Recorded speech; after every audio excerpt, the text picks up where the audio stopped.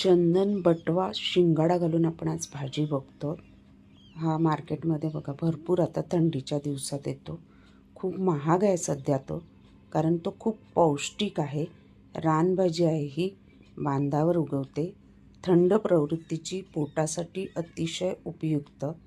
थोडासा पालक घातले ती भाजी चांगली मिळून येण्यासाठी.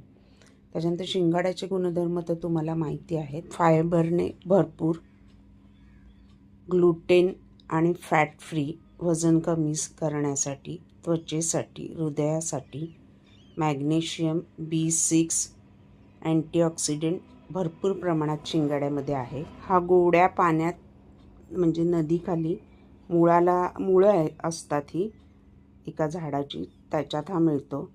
हा पावडर उपवासासाठी याची खाल्ली जाते, पीठ प्रमाणात खाल्ला जातो. उकडवून हल्ली भरपूर मार्केटमध्ये येतो.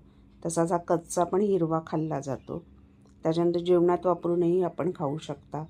भरपूर प्रमाणात औषधी गुणधर्म असल्यामुळे तो खाण्याचे फायदे खूप आहेत.